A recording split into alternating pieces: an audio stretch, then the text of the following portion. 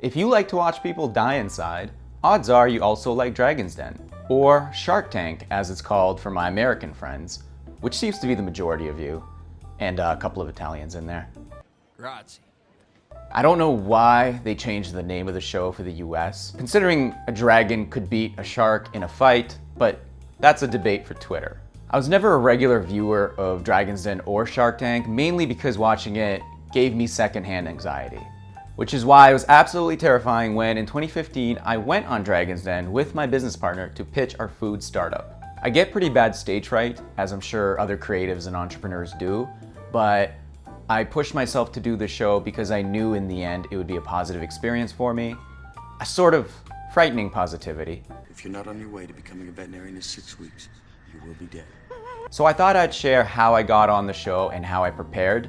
And if you're not interested in any of that, you can just watch me not know what to do with my hands. Also, stick around to see if we got the money or not, because everybody just wants to know about the money. Anyway, let's take a cringy look at this episode. We launched Chowdy in late 2014 with 0 customers and 0 revenue. Just over a year, we achieved $1 million in annual revenue. We've had 450 active weekly subscribers and currently produce over 3,400 meals per week.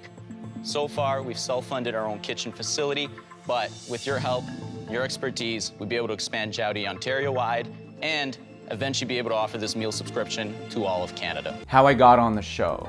I was about a year into my new business at the time, and building my own thing was really forcing me to get out of my shell and talk to a lot more people than I'd normally be talking to. I would go to all kinds of events and introduce myself to strangers in an awkward high school dance sort of way. I was at this one holiday party and I made myself say hi to the guy next to me at the bar. Classic creeper move.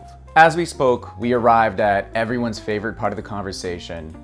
So, what do you do? I told him I was a relatively new business founder, and he turned out to be a producer on Dragon's Den. So perhaps I made a good impression, or maybe it was all the gin and soda we were drinking. But either way, he suggested I audition for the show, and he put in a good word for me. We still have to audition with everybody else. Everybody has to audition, but still, it helps to be on their radar ahead of time in order to stand out. The lesson here is, even though I hate networking in the traditional sense, it helps to be genuinely friendly, even if you're a complete derp and sometimes you hate people. Preparing for the show. Initially, I was way too scared to be on camera. Recording stuff at home is one thing, being on a real set is completely different. I had never done as much as a middle school play, let alone be on a real TV show. Unless you count that one time I was interviewed by local news about alcohol. But that wasn't... I was really finding excuses not to do Dragon's Den. I thought maybe I could just weasel my way onto the set, freestyle a cool little pitch, and then run away before the judges knew what happened. But deep down, I knew I'm not Ryan Reynolds, I have no improv skills, and what I really need to do was practice. We're talking about practice, man. I ended up recording myself at home to practice for my pitch so that I can rewatch it, see what I could do differently, what I could improve on. I know a lot of people hate the sound of their own voice, but for me, I found this to be a necessary evil. Some people like to pretend that running a business is like being a rock star because we see all these entrepreneurs on stage. But honestly, I found the reality of building a new business is just a lot of mundane, thankless work and a lot of preparation. What are we talking about? Practice? Especially when you're just trying to get a new business off the ground. Doing the show. So there we are, waiting backstage to do our pitch.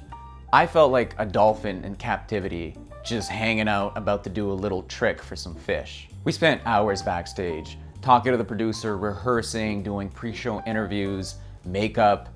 All I really needed was a shot of vodka, to be honest with you. When it was time to go up and present, they only gave us one take to get it right, which was pretty stressful.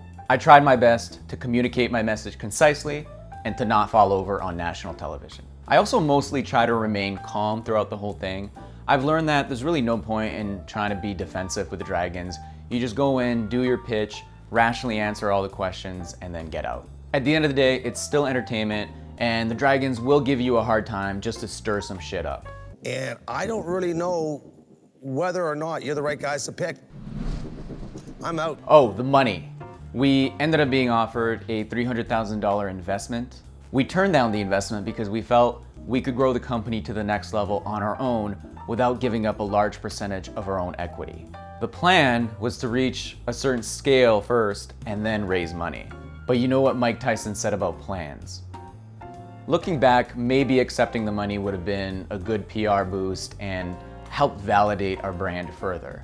Who knows? It could have been worth a try, but still, we appreciate the offer, Michelle. To wrap up, here are my 3 takeaways from the whole experience. Try to be curious about new people. You never know where your next big opportunity might come from. I'm not saying be a needy, eager beaver, but being friendly helps. Don't try to be too slick. Maybe the best in the world can afford to be cocky, but it's better to just come prepared. Even James Bond probably has to rehearse his lines in the mirror. Try to take criticism with grace. No one likes the person that cannot take any feedback at all. Accept what is useful, discard what is not, and move on. That's it. I'm still trying to practice these lessons in my day-to-day. Sometimes I get it right, sometimes I don't. Anyway, hope you found this video interesting or helpful. If you're thinking about starting your own business for the first time and you have any questions, please leave them below and I'll do my best to help. Please subscribe for more videos about business, technology, design, and just my overall life. See you next time.